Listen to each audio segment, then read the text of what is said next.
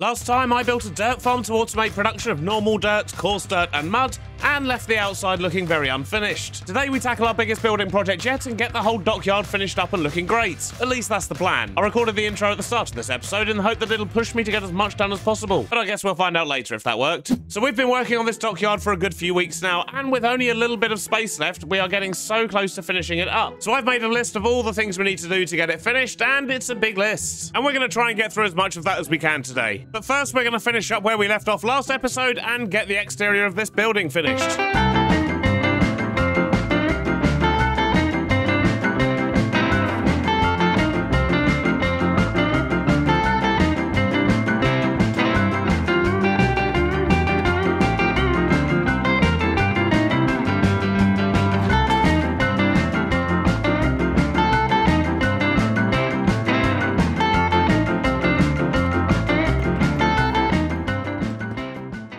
Well, alright, that's certainly looking a lot better. And I didn't even put chimneys on it. Makes a change, doesn't it? But I particularly like these garage doors we've got down here. We could potentially make them move as well, but I don't really think we need to be perfectly honest. I've made a start on the outside as well, but I've not touched that side of the yard yet. However, I have got the fences up all the way round. We've textured everything. We've got pipes and whatnot. We've got fans and tanks on the roof, and I've textured everything all the way round. So looking good. But I think I do want to get the other half of this sort of yardy compound type thing sorted as well.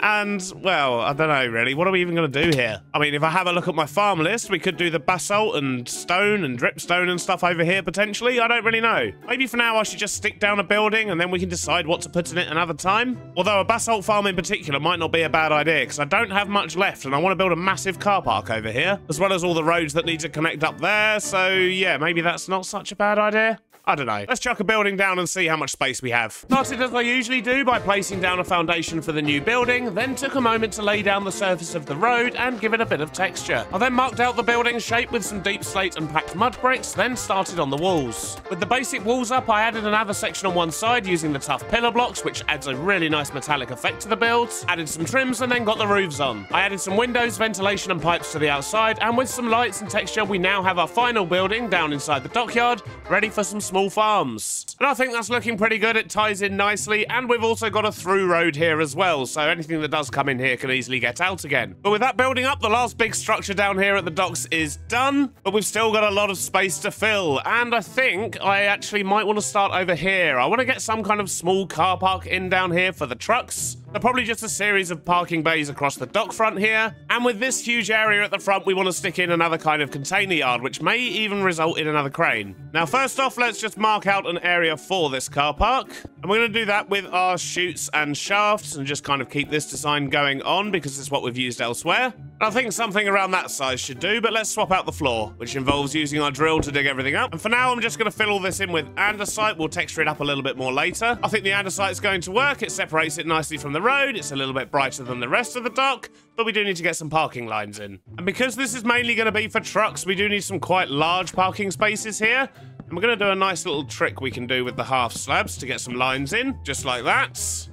Yeah, that's going to work quite nicely. Let's just get a bit of texture in, mix up this ground a little bit. It does look very, very bland at the moment. And then maybe we should add a truck or two as well. So what andesite variants have we got in here we could potentially make some use of? Maybe some eroded andesite. We could try some sanded as well, potentially. And for some darker edges, maybe we could try a bit of this cobbled stuff. And then, of course, we'll take some dirt. We'll take some grass. A bit of coarse dirt. Some gravelly dirt as well. Why not?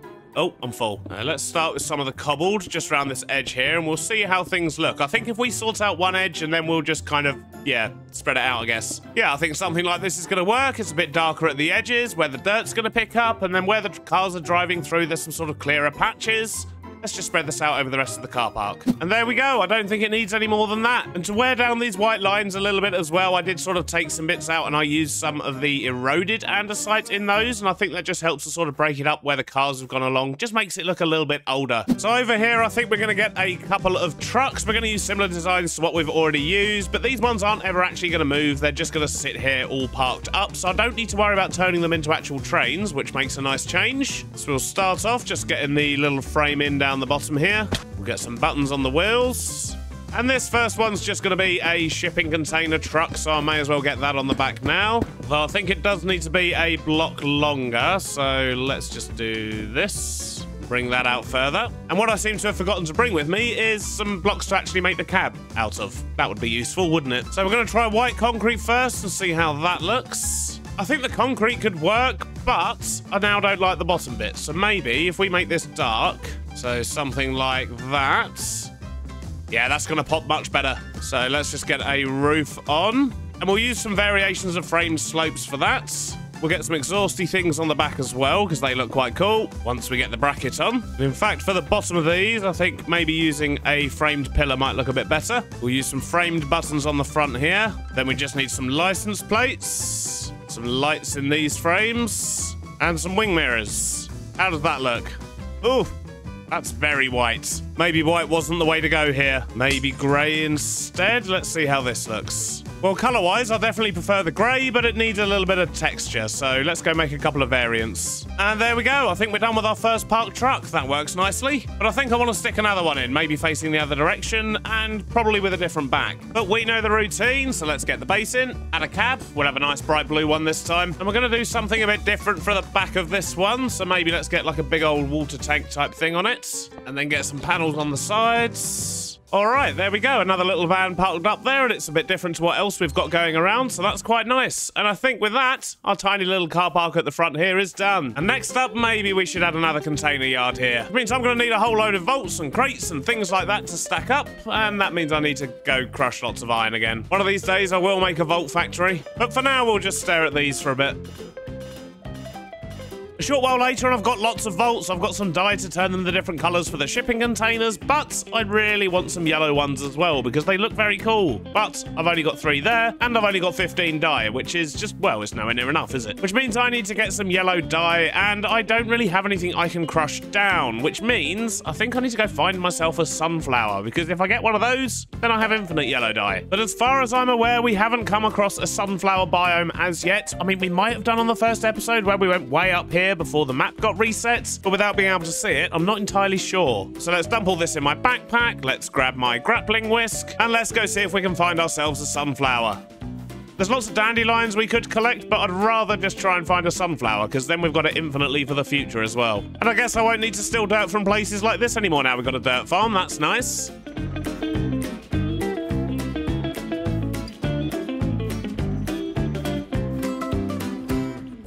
Aha! Here we go, there's one here. Yoink. We'll take another one just in case, but we haven't had to go too far, actually. We're just at some random village. I did look at these ones on the way as well, but didn't spot any there, but yeah, not bad. And now we have infinite yellow dye. Excellent. All right, let's work out this container yard. And I think the first thing I want to do is maybe get a fence up. So we'll grab a whole bunch of copycat panels, some framed corner pillars, and a bunch of spruce. So to get this fence up, we are going to be using copycat panels like this, but I don't really want a gap before this area here, so I might actually completely rip this out, and then I can pull the fence forward to the edge of the car park, and that means we can actually put posts and poles and things on the inside, which is going to look a lot better. Yeah, I think that's going to work better, and then if we get these corner pillars up, not quite like that, but more like this, that's going to work pretty good, and we'll sort out this floor later. We don't need this line here anymore. And then we'll bring out the fence this way a little bit.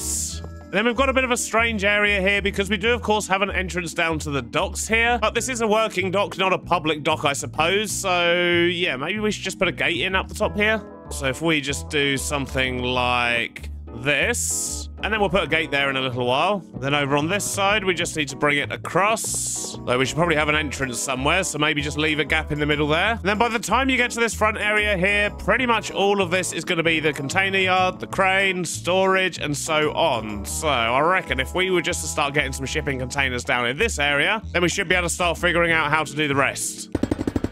Well, the shipping containers definitely help, but I think we need a few other boxes and crates around as well. So we're going to use some of these things that we normally do, which is basically just a selection of the chipped crates. I think they work quite nicely. Those ones don't connect together. Aha, them ones do. That's better. It just needs a bit of texture on the roady bit now and maybe some form of a gate. So for the gate, I think I'm going to use these copycat panels with some andesite rails in. That'll do the trick nicely. Now let's sort out this road. Now I do want the majority of this road to stay sort of fairly stony so it ties in with the rest of the dock, but that doesn't mean we can't mess around with the edges and add some sort of mud patches and a little bit of texture. There we go. I think that's looking pretty good, although we do need to sort out the rest of the dock now. And a huge portion of that is, of course, going to be another crane. We want to have one of these that sort of runs that way, and as it's the same dock, I think we are going to make it look the same as the one we have over here. I think that just makes sense. And I was toying with the idea of actually putting a gantry in here so that it could be a proper working crane and go backwards and forwards and so on, but I really hate the fact that you cannot hide gantries, and I don't really want a bright red beam going down the middle of my dock. And once it's built, it's not like we're going to be using it anyway, so I may as well just sort of get a schematic cannon of the one behind me and blast it into existence over there. I think that's going to be the best bet here. Although to be able to take a schematic cannon of this and actually get the arm as well, what I am going to need to do is, well, get inside this thing. How do I do that? Down here. But what I will need to do is raise this arm all the way back up into its upright position and then lock it in place, which I think I can only do by actually destroying the anchor here. But now that should be perfectly upright. Excellent. The chain actually fits through there perfectly. So in theory, we should be able to take a schematic of this whole thing, blast it into existence over there, and then just lower the arm again to where it needs to be. So if we grab a schematic and quill and start it from about there, we'll bring it up to height, and then we'll just adjust it as needed. So I think that's got pretty much everything. We just need a little bit more on this side. And there we go. That's got all of it. We'll call that crane. Now, if we get a schematic table and get the crane, let's figure out where we want to put this. But how far down the dock do we want it? So maybe about there somewhere. And if we put a cannon down, we put this in the cannon, grab ourselves a clipboard. Now we should have a list of everything we need. But I reckon that's going to look pretty good there once it's actually built properly. It looks a right mess at the moment. So I'm hoping we've got everything we need across these two bags. Let's just chuck this in and do a final check. So apart from the frame double panels, which don't actually exist, I do have to place those manually. Looks like we're good to go. So let's click play, get this thing going, and then let's quickly watch this get built.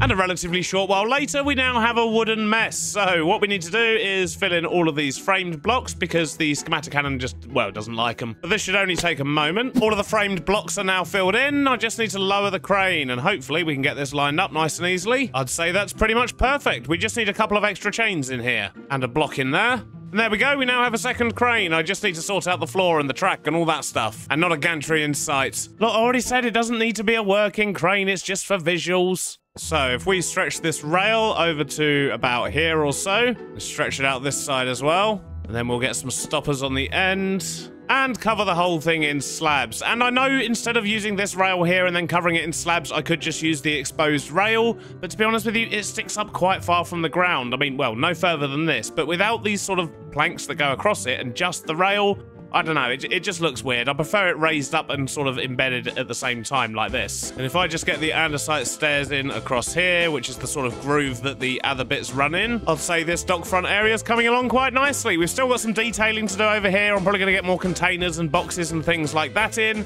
And of course, I still need to get lots of moss up the front of this as well, now that we actually have access to it thanks to this farm. Now let's get this area finished so we can move on and get to the back side of the dock.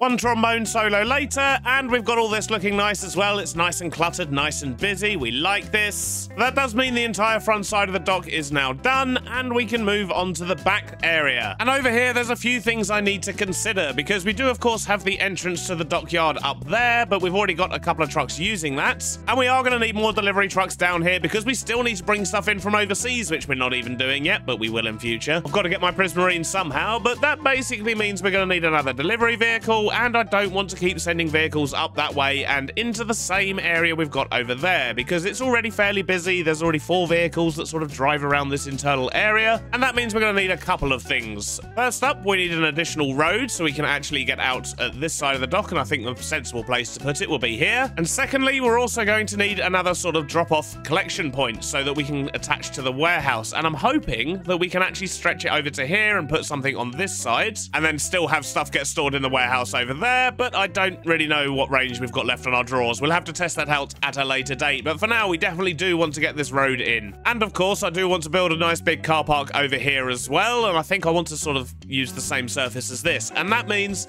we're definitely going to need a whole lot more basalt. We've only got about 100 left, and that's not going to be anywhere near enough. And I think we will solve that just by coming down here and putting a small basalt farm in this building. It's pretty much just a fancy cobble generator, so it shouldn't take up too much space, and we should hopefully get everything we need. I think what I'm going to do is put the basalt generator over in this corner here. It doesn't need to be anything too big, but first thing we need is some power. So let's steal that from over here. Right, so that's power. Now, how are we going to do this? So maybe let's stick a line of drills in here. We're going to need to have soul sand underneath because that's what actually makes basalt instead of cobble. We're going to collect all the drops into here and feed it into a draw system. Then we'll block off this front bit here. And what we need to do is probably get some glass or something in, and we could probably frame all this out as well, I guess. So we need to waterlog the drills. We need to get some glass on the front and then get some lava in, and that should basically be the basalt farm, I think. I'm hoping I've remembered how to make basalt correctly. Nope. We'll grab some water buckets and some lava. I think these glass trapdoors on the front should be good enough to hold everything in, but before I load it up, I do want to make sure we can actually store things. So what I need is a drawer controller, and we'll just stick some spruce drawers in there for now. And then we're going to waterlog the drills. And in fact, for now, I'm going to turn off these drills so I can actually load the system up and prep it. Because if I try to put lava in there now, that's just not going to pan out. So let's put some temporary blocks in here. Now, the question is this going to work, or are we going to end up with obsidian or some malarkey? Yep, we've got obsidian. Well, that was always a risk. So, for my next test, I'm going to block off this bit with some glass. We'll get some more trapdoors in for safety. And I'm going to dump some lava on top and see what happens. Do we get basalts? Nope, we get stone. So I think the solution for this is going to be for me to kind of pull a lot of this a block forward and make sure the water can actually flow down, because, well, that's what's causing the issues right now. I think, maybe, I don't know. Nope. Been making all these great farms, and now I can't even make a simple basalt farm. So I tore everything down and decided to start again. First off, I moved the power to the side and then put the drills on the ceiling, got the soul sand and the hopper collection system in, and then created a curtain of water at the back. I then built up the front, added some glass trapdoors, and now hopefully, if I put down this lava, we'll actually get basalt. But, well, there's only one way to find out. Come on now. That's still cobble! Wait a minute. Does this need to be soul soil, not soul sand? I have a feeling that might be it. Have I just been a moron the whole time? Probably. So let's swap that out. Although even if it does make basalt, now the hoppers can't pick it up. But let's see if it's actually going to make basalt first. No, it's not. Wait a minute. Am I even... I don't think I'm even supposed to be using water, am I? Isn't it supposed to be ice? I think it is ice, you know. Which is a problem, as we haven't found an ice biome yet. Oh, actually... maybe we can just steal some off the mountain. Come on, this is my last hope. Ah, finally! Basalt! That makes me so happy! So basically, I was just being an idiot the whole time. Okay, good to know. So that means I can just put the ice in the back here. And let's put a lighter line at the top as well, just because we can, and we've got loads of ice now. Right, so I'm going to need more lava, because for some reason, the rest of it turned into obsidian. So this time, when we place lava, we should start getting basalt through. That'd be nice. Wonderful. Look at that. Although, I need to fix the collection system. Come here, you. So if the hoppers aren't going to work, I think we're going to have to use the hopper minecart, which I think this is going to be the first one we've used all season. Although, to reduce lag, I could just do the backpack trick again like we did over in the fish farm. I've just made a hole in the wall. But if we were just to make another backpack with a tank upgrade and just a basic magnet, I don't think we'd need the advanced one. That's probably going to be the easiest way to get stuff into the system. So let's grab some string and some leather and go make another backpack. So we have a backpack with a basic pickup upgrade. The question is, what's the range on this one? Okay, 3. So, yep, that should work fine, as long as we put it in the middle. So I think the best thing to do will probably be to put it about here, and then we can put that in there. And now anything that goes in the farm will get picked up and go into the box. Brilliant. So let's just fill this in again and get the lava back in the top, and we should have a working farm. Better late than never, right? And now we're getting basalt. Wonderful. Now let's just get a threshold switch system all set up on this, because we don't want basalt spilling everywhere when it gets full. So we'll look at that box. In fact, let's move all this back a block first.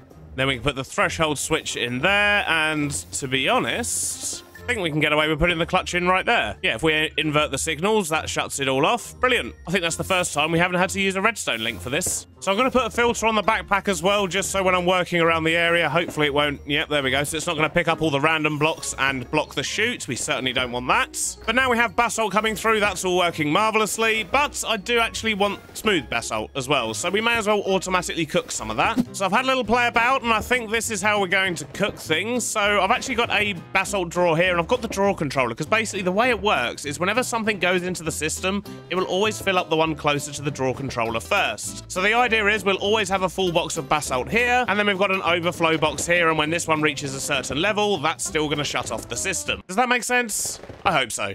So now what I need to do is put a funnel on there. We'll make sure that's only spitting out 16 at a time after this first batch. And then once it's cooked, we want it all to go in there. For now, let's just see it go round, I guess. Let's just stick a filter on there for now to stop it. So we need to get some lava in place over here.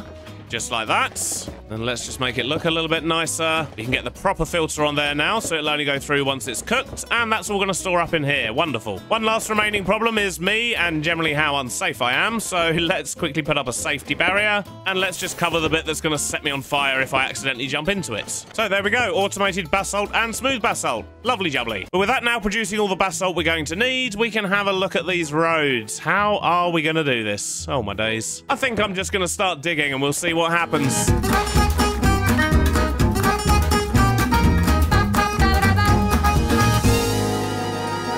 And I think that should just about do it. I've tried to make sure we've got enough space to actually sort of turn and get around these corners, because having them come down a slope and turning is horrible. But I think this should work, and this road here can carry on and link back up to the other side of that building, and we've got plenty of space here for other stuff. No idea what we're going to do with this space, though. Maybe some custom trees, finally? Who are we kidding? I'm not doing that today. I mean, it still needs some texture and everything, but at least it's laid out for now. But it's time to sort out this car park, and the first thing I need to do is just dig up all this stone and replace it with deep slate. So much digging today. But there's no need to bore you with that, so here we have a lovely blank car park. And I think the first thing I want to do here is just to separate this out from the road. But instead of using a wall, I think I might actually do some kind of a hedge or something, just to get a bit of greenery down this end. Although maybe this bit here would actually work better as a mixture of dirt and coarse dirt.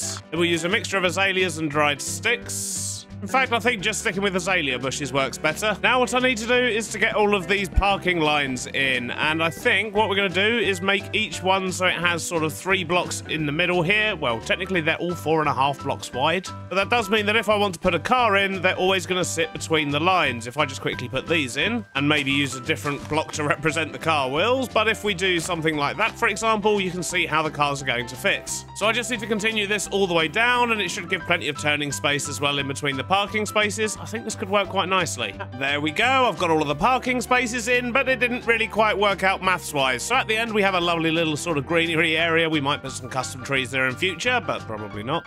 However, what I do need to do is get all the texture on this bit here and maybe chuck a couple of vehicles in as well, just to make it look like this place actually has some workers. But it definitely suits the area nicely. Guess it's time to grab some of this basalt. 58,000. Oh my days. Safe to say we're not going to run out of that anytime soon. All right, the car park's looking pretty good. I've just done similar texturing to what we've got on the road, but I've also added a few sort of like oil patches from where cars have been parked up. I think that looks quite nice. But speaking of cars parked up, we don't have any of those, and I haven't actually designed a car yet, so I guess that's our next step. Try and make some cars. We've only done trucks so far. And not only that, they've got to be 50s style cars. Wish me luck. What is going on with that?